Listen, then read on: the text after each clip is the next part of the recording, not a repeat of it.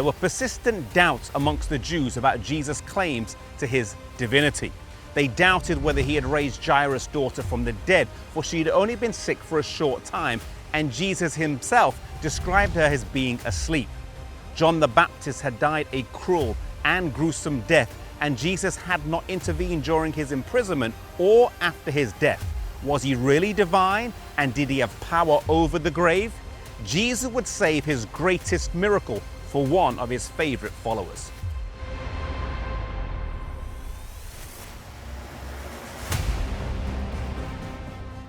It was in Bethany, at the home of Mary, Martha, and Lazarus, that Jesus often found retreat.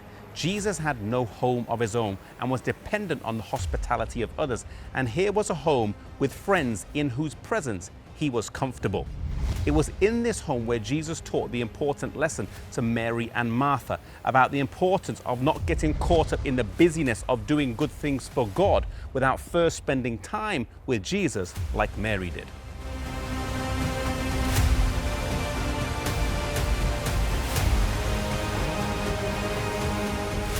Towards the end of Jesus' ministry, the word reached him and his disciples that the one whom thou lovest is sick.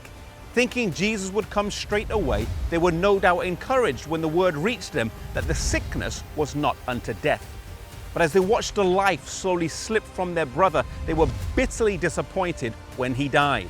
When the word came back to Jesus, he did not respond straight away, but stayed where he was for 2 days. His presence would no doubt have brought comfort to them, but for seemingly no reason, he stayed put.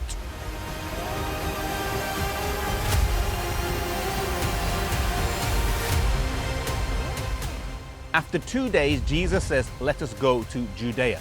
His disciples were scared that he might get imprisoned and killed, but Jesus encourages them that he is doing the will of his Father. Jesus then goes on to say that Lazarus is sleeping and he is going to awaken him out of his sleep. Here Jesus explains death as a sleep. His disciples, though, do not get the analogy and say, if Lazarus is sleeping, there's not a problem. Jesus then has to go on and say, Lazarus is dead.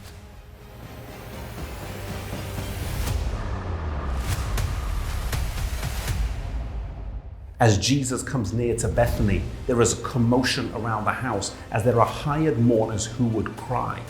Jesus sends word that he is nearby, and firstly Martha comes to see him. With a grief-stricken face, she says, "Lord, if you had been here, he would not have died." And then in faith she says, "But I know that whatever you ask of God, he will give it to you." Mary then comes and joins them, and a crowd gathers, and Jesus asks to go to see the tomb here where Lazarus was buried.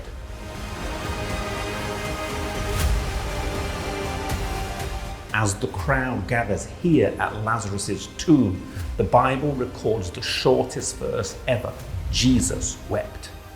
Jesus was touched by the scene, both at the grief of the family present, but also how little those present understood his mission. Jesus asked for the stone to be rolled away, and Lazarus' sisters object, saying he has been dead for 4 days and will have started to decompose. Lazarus had definitely died, and everyone there knew it, but Jesus was saving his greatest miracle for this moment when there could be no doubt that Lazarus was dead.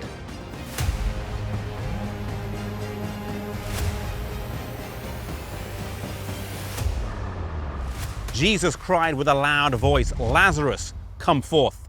Some say that if Jesus didn't specify Lazarus, then all the dead in the graves would have come forth, for there is creative power in the words of Jesus. As Lazarus came from the grave, other people helped him take his bandages off, but he was alive and well. There is power in the words of Jesus. And even though today we don't see this type of resurrection power happen very often, or if at all, we believe in a God who's coming back again, and there will be a resurrection, and we will be reunited with loved ones and friends that we have sadly laid to rest. The Bible says we do not mourn as others do who have no hope, for we believe in God who has power over the grave.